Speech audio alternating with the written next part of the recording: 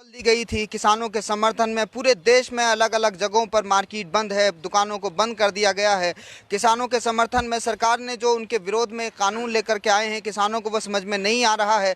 और इस विरोध में शांतिपूर्वक तरीके से हमारे देश का जो किसान है, जो अन्नदाता है, वो देश के अलग अलग हिस्सों में सरकार का विरोध कर रहा है। और उसी विरोध के समर्थन में आज देश के अलग अलग हिस्सों में पूरे भारत में अपनी अपनी दुकानें लोगों ने बंद की हुई हैं। रसूलुल्लाह सल्लल्लाहु अलैहि वसल्लम ने इरशाद फरमाया, इरहमू मन फिल अर्दी यरहमुकुम मन फिस समा, तुम ज़मीन वालों पर रहम करो, आसमान वाला तुम पर रहम करेगा। तुम बंदों की मदद करोगे तो तुम्हारी भी मदद की जाएगी, मजलूम की हिमायत में खड़े रहोगे तो फिर तुम भी कभी मजलूम होगे तो तुम्हारी भी मदद की जाएगी। हज़रत ख्वाजा गरीब नवाज़ रहमतुल्लाह अलैह के पास एक हिंदू किसान आया और उसने कहा कि बाबा, मेरी ज़मीन पर किसी गवर्नर ने कब्ज़ा कर लिया है, मैं चाहता हूँ कि आप दिल्ली में बादशाह के यहाँ मेरी सिफारिश लगा दें। हज़रत ख्वाजा गरीब नवाज़ ने फरमाया, ठीक है, मैं ख़त लिख देता हूँ। तो वो कहता है किसान के, नहीं, मुझे ख़त से काम नहीं चलेगा, मैं चाहता हूँ कि आप मेरे साथ दिल्ली चलें। 80-90 साल की उम्र है हज़रत ख्वाजा गरीब नवाज़ की, 8 दिन का सफ़र है अजमेर शरीफ से दिल्ली का। गरीब नवाज़ एक हिंदू किसान के लिए अजमेर से दिल्ली के लिए निकलते हैं। और जब बादशाह को ये पता चला कि हज़रत ख्वाजा गरीब नवाज़ रहमतुल्लाह अलैह तशरीफ़ ला रहे हैं, तो वो शहर से बाहर निकला गरीब नवाज़ का इस्तकबाल करने के लिए। और वो जब मुलाकात होती है तो गरीब नवाज़ से अर्ज़ करता है कि हुजूर, आपने बता दिया होता तो मैं आपके ख़त पर ही उस ज़मीन को आज़ाद करा देता। हज़रत ख्वाजा गरीब नवाज़ रहमतुल्लाह अलैह इरशाद फरमाते हैं कि ये ज़मीन तो आज़ाद हो जाती मगर इस हिंदू किसान के दिल को तसल्ली कैसे मिल पाती।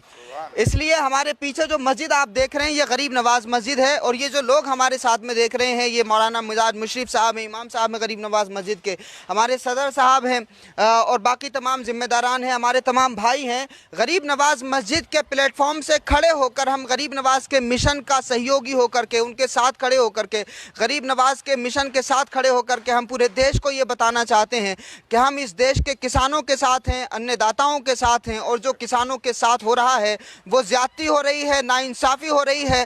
किसान तकरीबन पिछले 13 दिनों से देश की राजधानी दिल्ली के अलग अलग बॉर्डर्स पर हैं और वो अपना घर छोड़ करके ठिठुरती सर्दी में तमाम चैलेंजेस को फेस कर रहे हैं। लेकिन सरकार उनकी बात मानने को तैयार नहीं है, सरकार उनकी बात सुनने को तैयार नहीं है। और किसानों ने भी ये तय कर लिया है कि हम किसी भी तौर से अपनी ज़मीनों को आज़ाद करा करके रहेंगे। और जो सरकार की नीति है कि वो उद्योगपतियों को उनकी फसलों की कीमत अदा करने की बात कर रही है।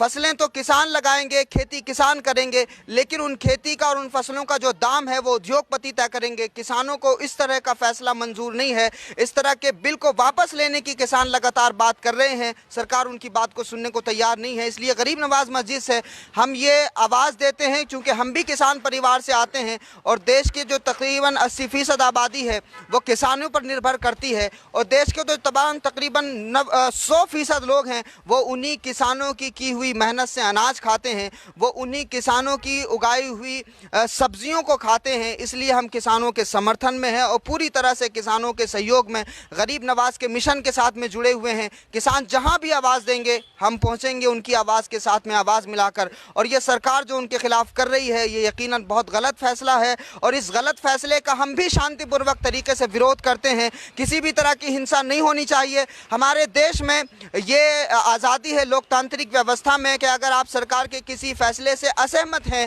तो वो प्रोटेस्ट कर सकते हैं, आंदोलन कर सकते हैं शांतिपूर्वक तरीके से लोकतांत्रिक दायरे में रहते हुए। इसलिए हम किसानों के समर्थन में सरकार के विरोध में यह आंदोलन मस्जिद के दरवाजे से कर रहे हैं। सरकार को ये बात सुननी होगी, क्योंकि किसान मरने के लिए तैयार है मगर अपनी ज़मीनों को उद्योगपतियों को देने के लिए तैयार नहीं है। किसानों का फैसला ये है कि जब फसलें हम लगाएंगे तो उन फसलों का फैसला भी हम ही करेंगे। ये फैसले का अधिकार किसी उद्योगपति को नहीं होगा।